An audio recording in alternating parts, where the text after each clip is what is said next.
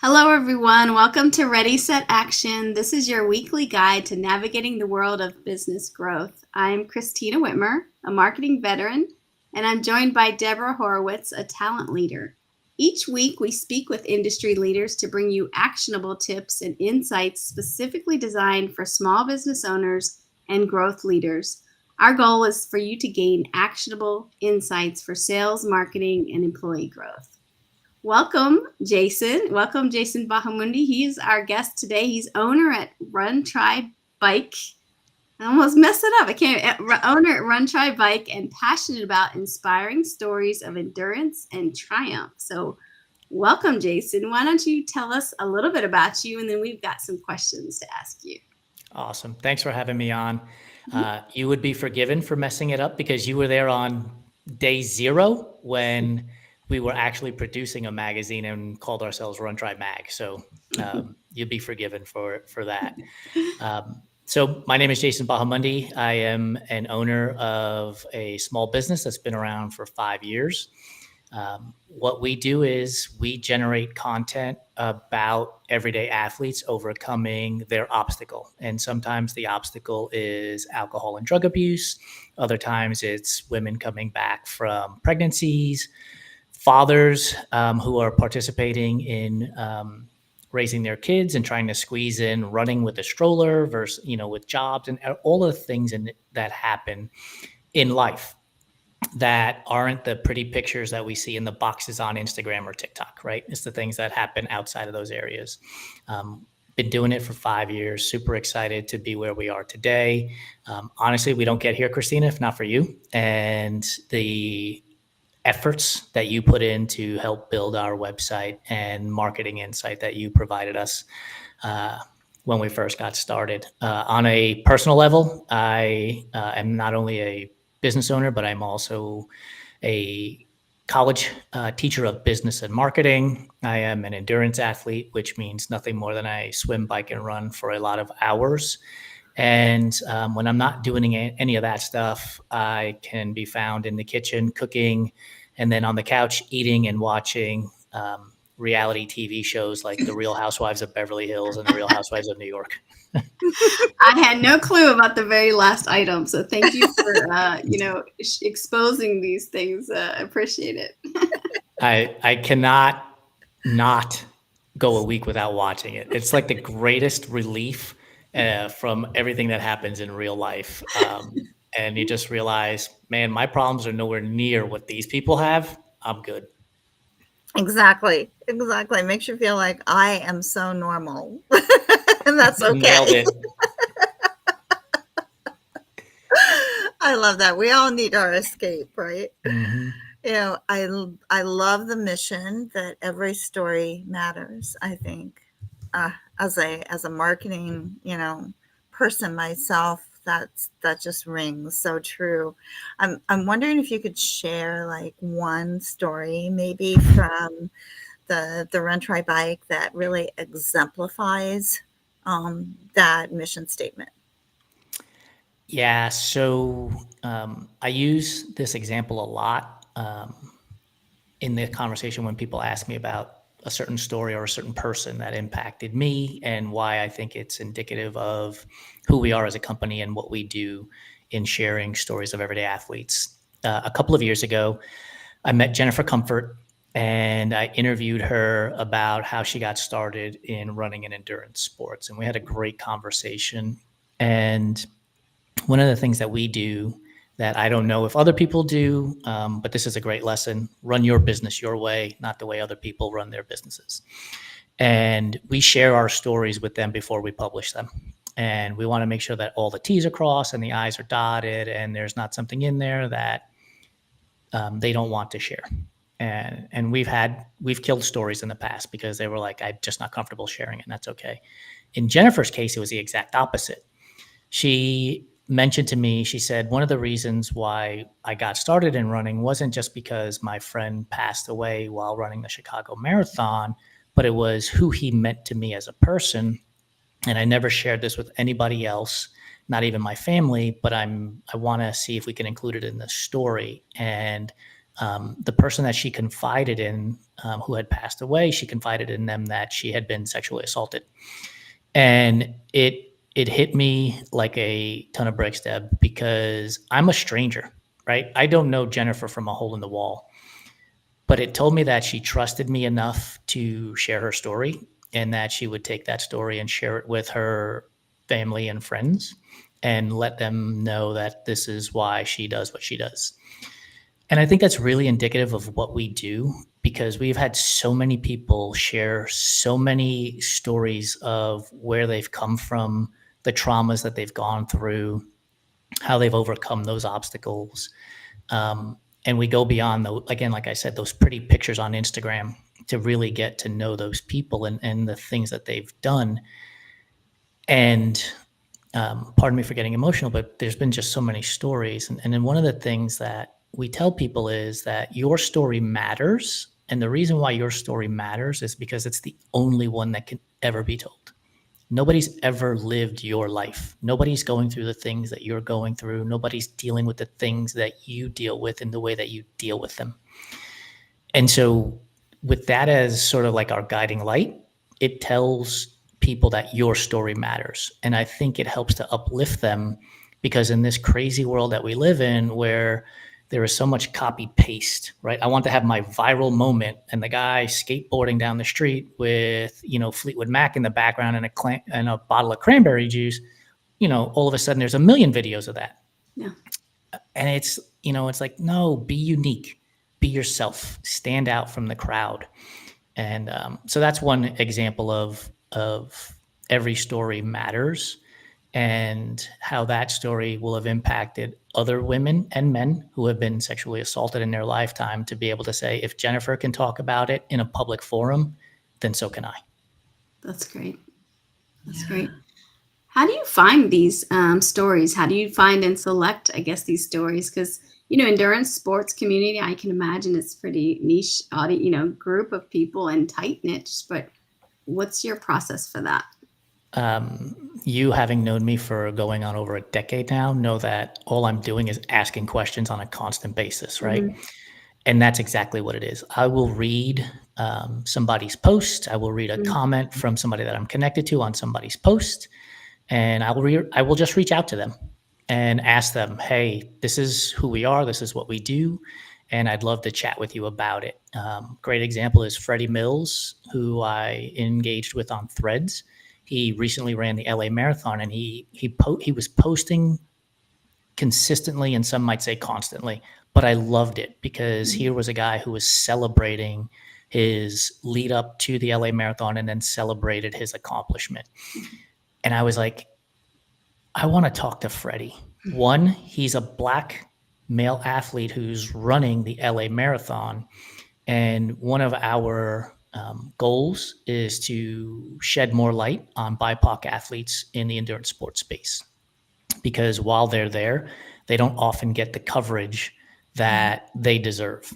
And I'm being one of those people. I put myself in that category as well, as a Puerto Rican endurance sports athlete. And so I look for those stories. I will engage them in conversation. And then after I'm done talking with them, or I share their story with them so they can review it, I ask them, who do you know that I can talk to? Who do you know that has a story that has inspired you and motivated you that I can talk to? And in Freddie's case, he led me to Kelly Hogan, who I got the pleasure of interviewing. And what's awesome is that she's from Geneva, New York, which is sort of like central New York. And I'm a New Yorker at heart. So then that conversation became a thing. And so it's just an opportunity to connect all the dots, and literally just being curious. Like, why are you doing this? One of the questions I ask is, why did you get started in running or swimming or cycling, whatever it is? Because this stuff is hard, right? You could have joined the chess club or the book club, where you didn't have to go through these physical scenarios and these mental anguishes of failing miserably time and time again. You could have taken the easy way out for a hobby, but you chose this. And that usually gets us rolling into the conversations.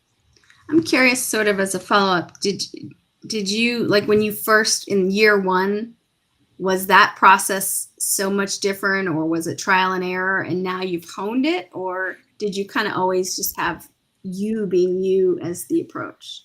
Yeah. So when we first got started, I had hoped to hire as many writers as I possibly could to write the stories for us.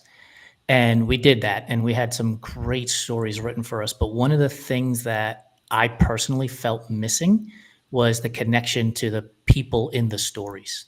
Right. I have to turn around and promote these stories and share them with our audience as we were building it. And I just felt, I don't want to say hollow, but it like a disconnect, I guess would be the right word.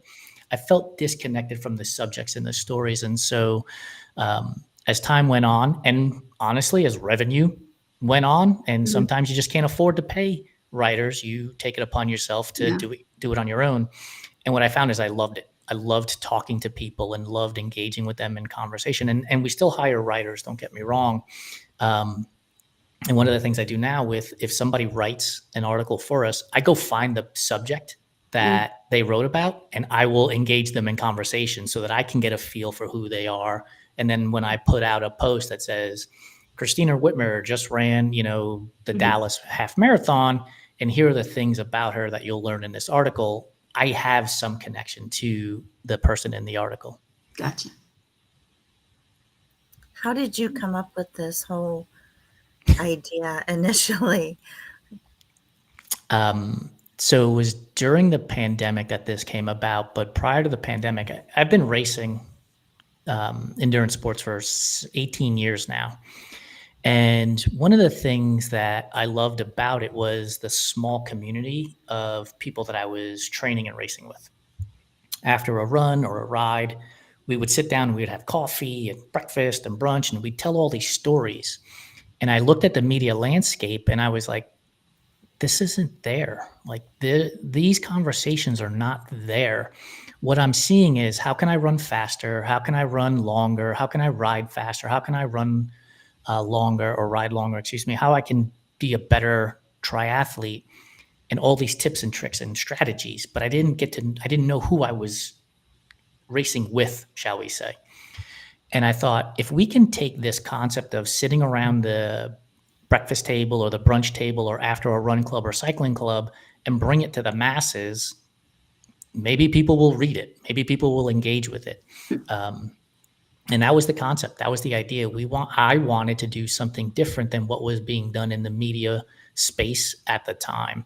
And being in business for 5 years, I guess it's been somewhat successful, and the concept has been vindicated from day one till now. I think so. I'm curious if the stories actually pull more people into the sport and get more people interested in it because they can kind of see themselves or understand the struggles. That's the goal.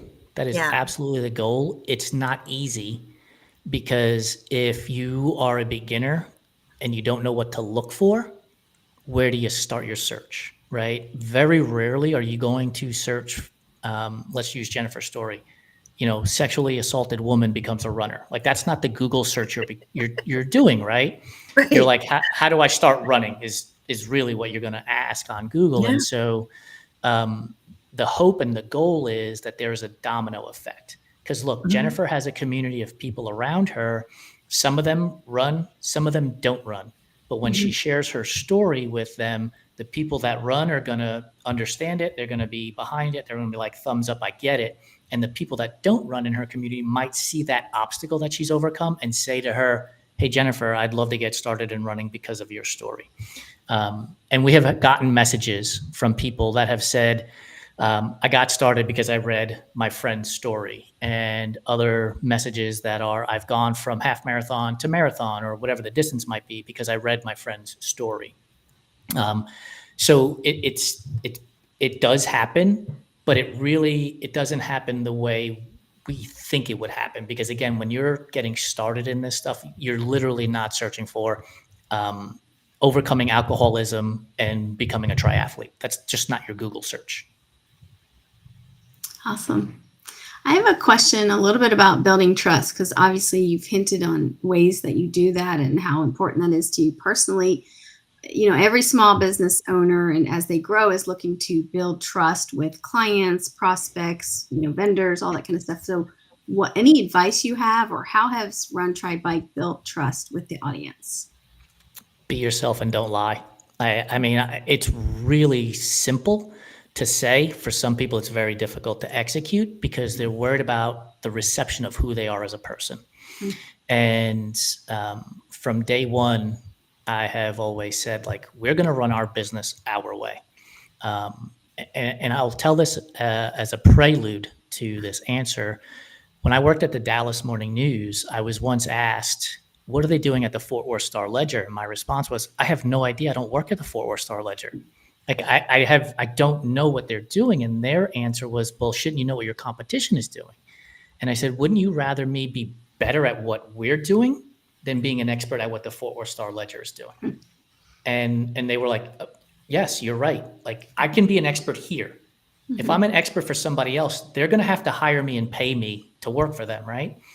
And so when I engage with customers, when I engage with our audience, I tell them, this is who I am, this is me, and I only know how to do this.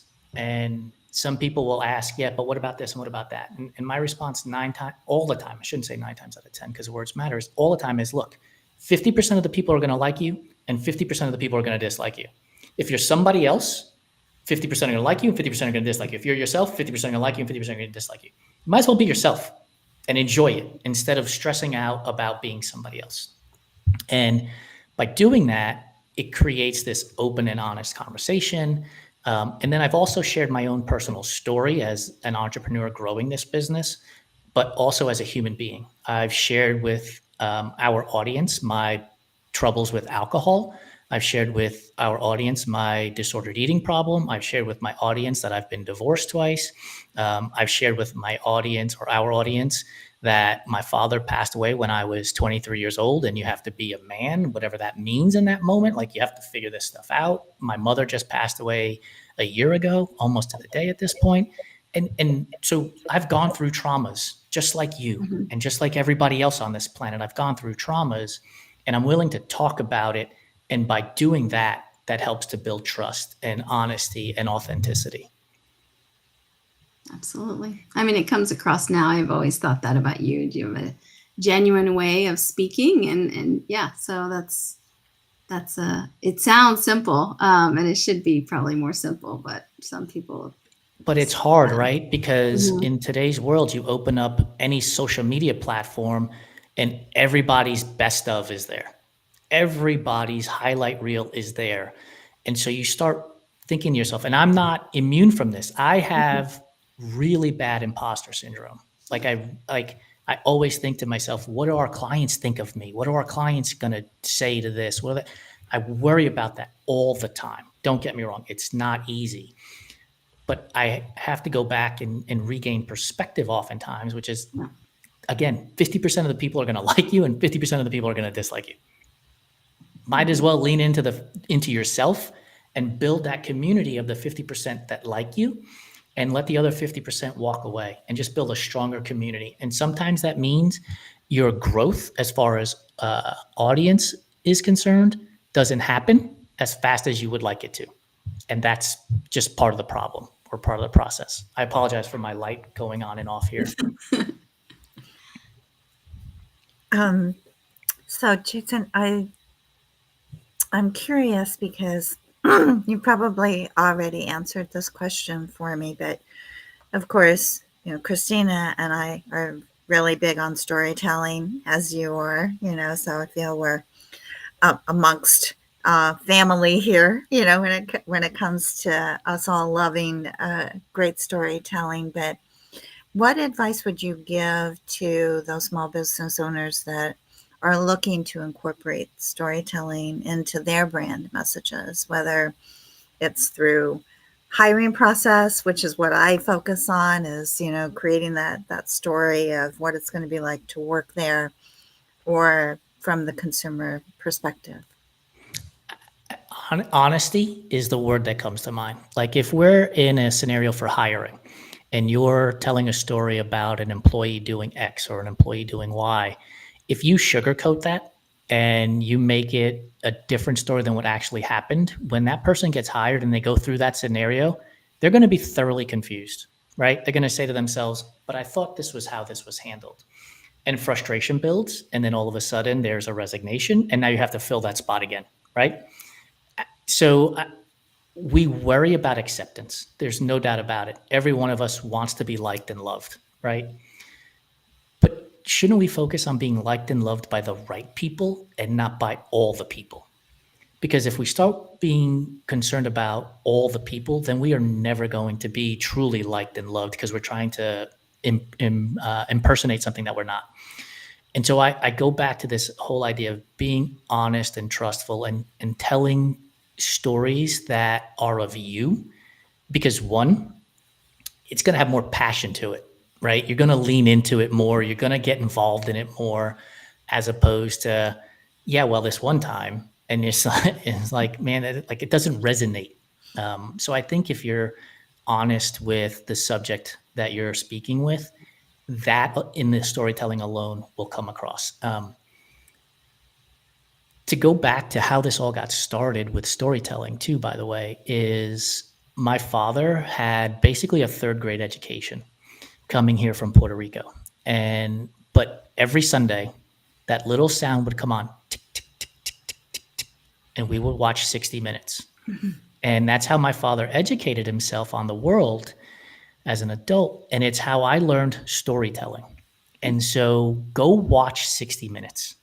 Go watch how they tell their stories and how they present the information, because that's what got me super interested in storytelling was 60 Minutes, and then also Jane Pauley on Sunday morning, CBS Sunday morning, right? Yeah, I see you shaking your head, right? Yeah. Yes, right.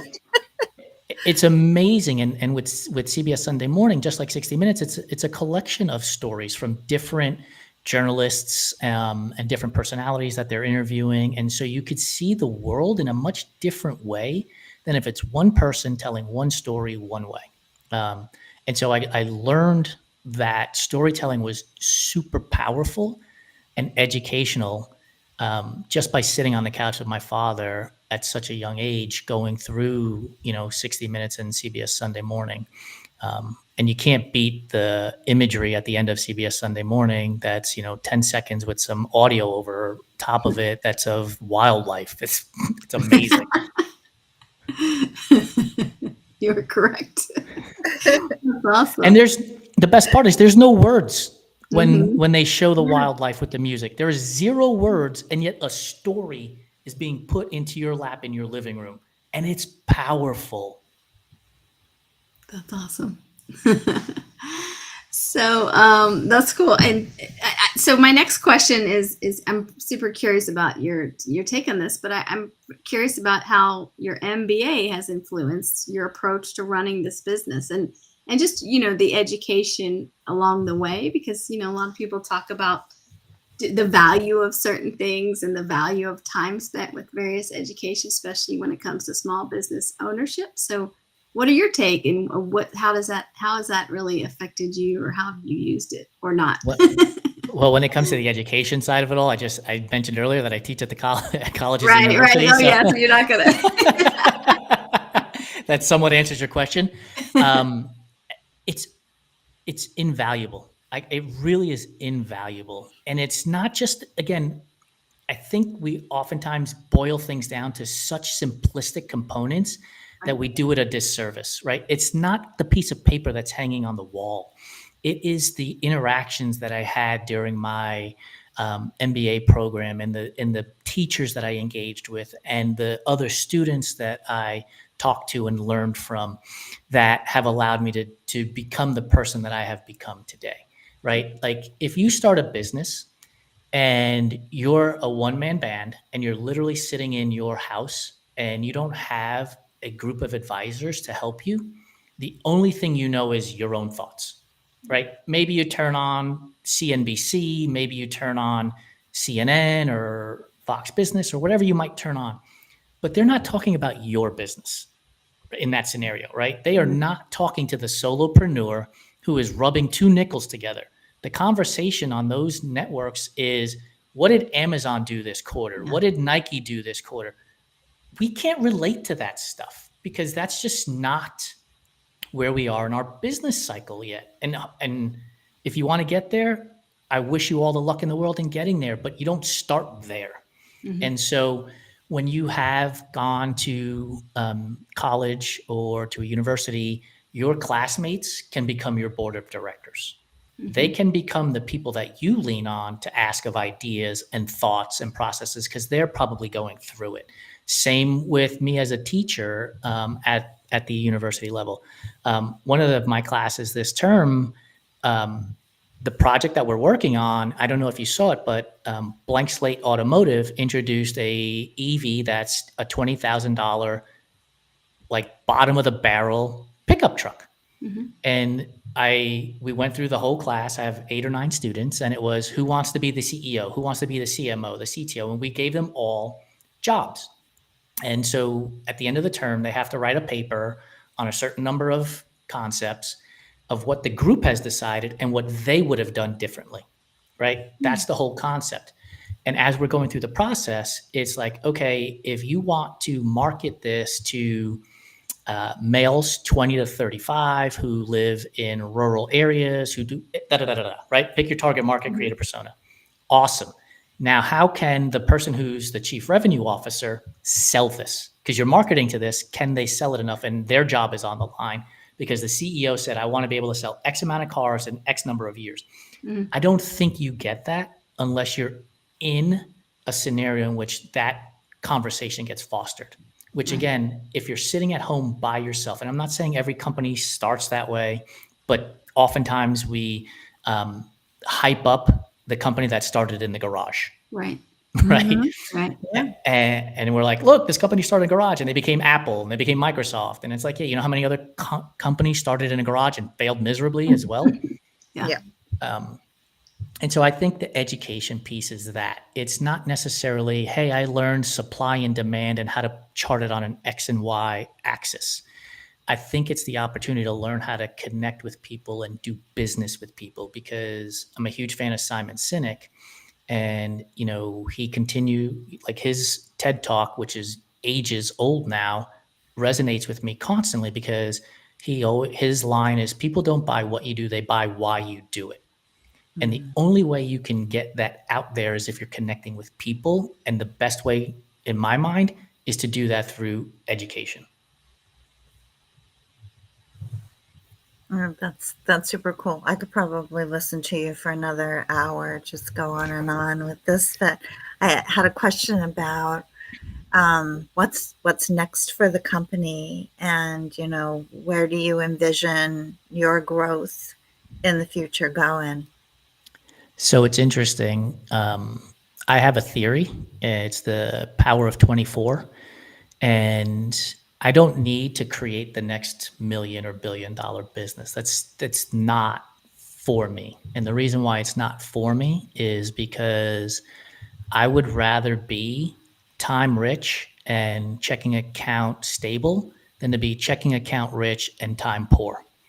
And so for me, the mindset is if I can get 24 accounts paying me an X amount of money on a monthly basis, then I can live comfortably. I can take a trip. I can, you know, buy a pair of jeans.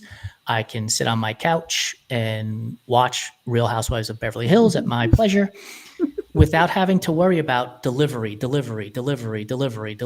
for those clients.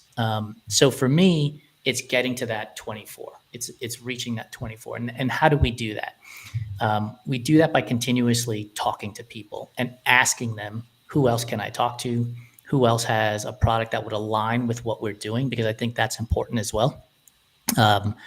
What you'll see on our platform from a marketing perspective is we can't operate with a micro business right now because they can't afford to pay what we charge for an investment on our platform. We're also probably not going to get Nike and Adidas and Reebok. And most of the reason is I don't want to deal with the red tape. I don't want to be told how to market their product on our platform because it's not going to resonate with our audience. And so we find ourselves in that small to middle range company that is willing to allow me to show up on a video, act goofy, produce their product on the video and have fun with it. So that's where we're at. So that's one of the things from a marketing perspective. The other thing is we have a minority stake in a company that's now called RTB Awards. And what we do is we create awards for events where, when you cross the finisher's line, you often get a medal. My partner makes them out of wood. And so they are environmentally friendly. They are handmade and custom made for our clients. So that's a business that we are in the process of growing at this point. Because we believe that your story doesn't end at the finish line. And the medal that you receive should continue to tell your story. When you hang it on the wall, you should look at that and think to yourself, I did that, as opposed to it just being another medal on the wall type of thing. Which means eventually we'll probably get into the race event vertical at some point and put on events of our own. That'll be exciting. I look forward to that. So, well, awesome. I mean, we're pretty much out of time, so I think I'm just going to jump into it. So, Jason, before we sort of wrap up, how can people connect with Run, Try, Bike or yourself? What are the best ways to do that? Yeah, on every platform, it's runtrymag.com. Or Run Try Mag, excuse me. So if you go to any platform that's out there from a social perspective, you can DM those accounts. I'm running them, so you'll be talking to me, and I will respond to you because I think it's important to make sure that when people take the time to talk to you, you take the time to respond. Okay, awesome. Well, very good. Very good. Well, thanks to the audience for listening today. We hope you found today's episode helpful. There's just pop questions in if you want to get some more information afterwards. Thanks again to Jason for joining us. Everybody, don't forget to follow us on LinkedIn, YouTube, and Spotify. You won't miss an update from Ready, Set, Action. And until